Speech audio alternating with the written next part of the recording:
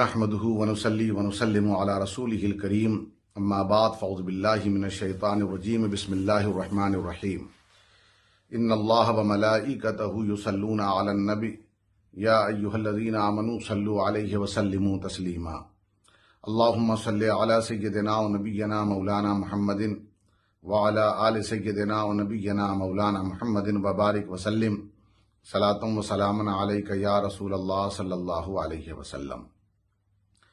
اللہ تبارک و تعالی نے قرآن مقدس میں ارشاد فرمایا، بسم اللہ الرحمن الرحیم،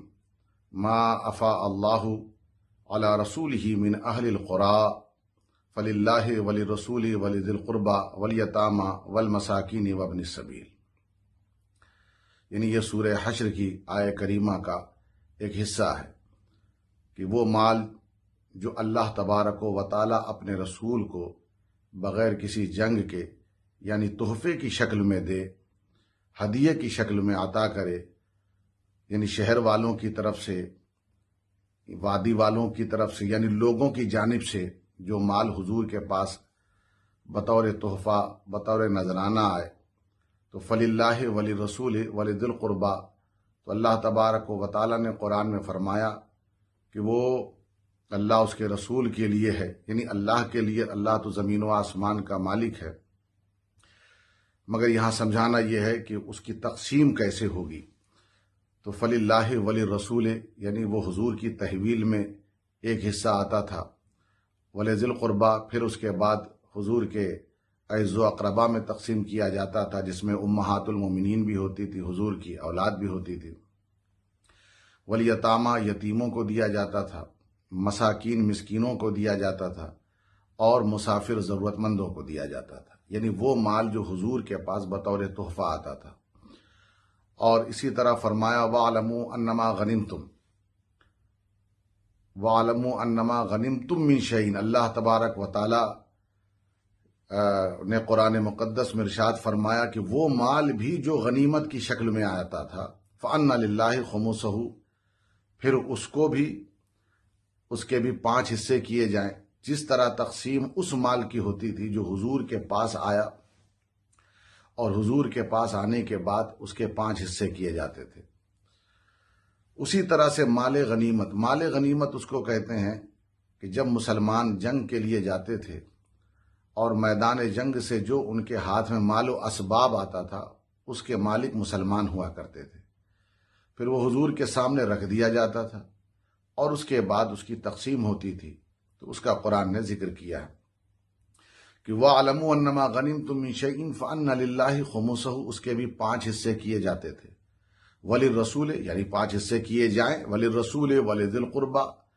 رسول اللہ کو دیا جائے، ان کے قرابت داروں کو دیا جائے، وَالْيَتَامَى وَالْمَسَاكِينِ وَابْنِ السَّبِيلِ یتیم مسکین، اور اس کے بعد جو ہے مسافروں کو دیا جائے۔ اب اس کے لیے مفسرین نے اپنی طرف سے اپنی رائے دی۔ ایک رائے یہ ہے کہ ایک حصہ جو ہے حضور اکرم صلی اللہ علیہ وسلم کے پاس ہوتا تھا، اور 4 حصے جو مال غنیمت ہوتا تھا اس کے 4 حصے انہیں حوالے کر دیے جاتے تھے، یعنی کہ صحابہ کرام کو دے دیے جاتے تھے ان کی تحویل میں، اور حضور پھر اس ایک حصے کے 5 حصے کرتے تھے، اور 5 یعنی جو جنگ سے جو مال آتا تھا جو حضور کا حصہ بنتا تھا، حضور اس کے 5 حصے کرتے تھے، جس میں سے وہ اپنے لیے امہات المومنین بشمول امہات المومنین، اور اس کے بعد جو ہے اہل بیت اطہار کے لیے، پھر اس کے بعد حضور اکرم صلی اللہ علیہ وسلم اسی میں سے یتیموں مسکینوں اور مسافر حاجت مندوں کو بھی دیا کرتے تھے۔ اور وہ مال بھی جو حضور کو تحفے کی شکل میں آتا تھا اس کی بھی تقسیم حضور اسی طرح کیا کرتے تھے، اور قرآن میں یہ دونوں کا ذکر موجود ہے۔ حضور اکرم صلی اللہ علیہ وسلم کو جو تحفے کی شکل میں بغیر جنگ کے ایک اور مال آیا تھا، اور اس کا نام ہے باغ فدق۔ باغ فدق حضور اکرم صلی اللہ علیہ وسلم کو جو ملا تھا،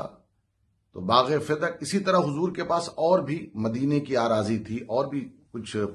جائیدادیں تھیں جس کے حضور یک و تنہا مالک تھے، مگر حضور اسی طرح 5 حصوں میں تقسیم کیا کرتے تھے۔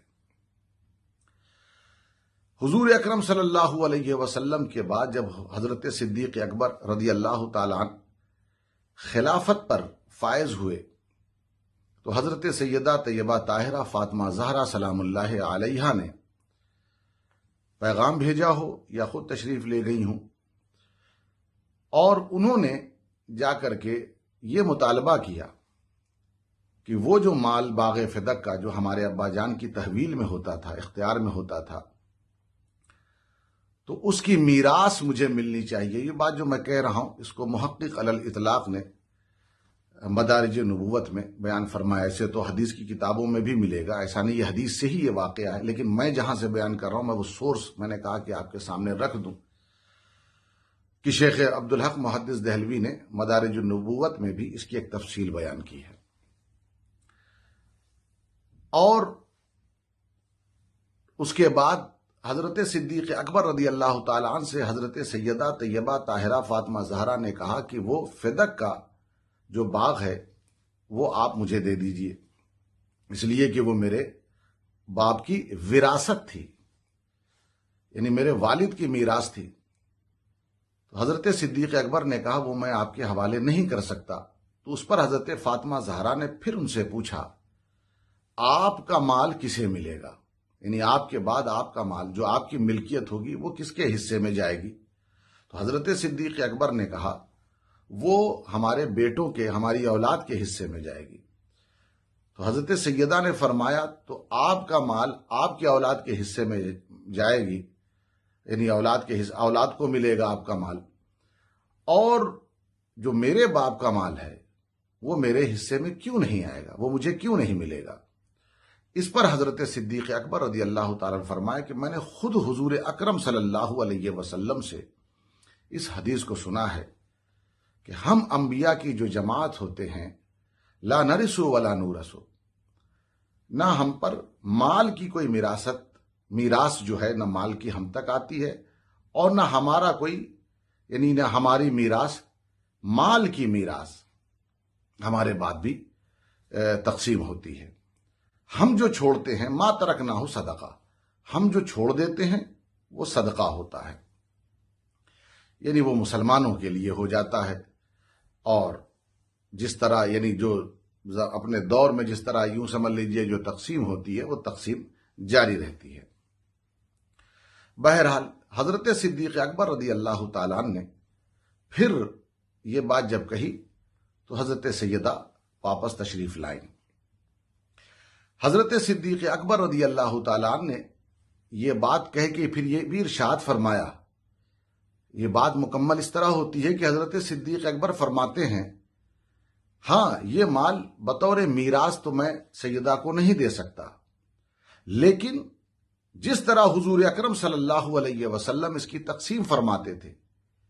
میں اسی طرح اسے خرچ کروں گا، اس میں تبدیلی نہیں کروں گا۔ یعنی ایسا نہیں کہ صدیق اکبر نے کہا کہ میں لے لوں گا، بلکہ جس طرح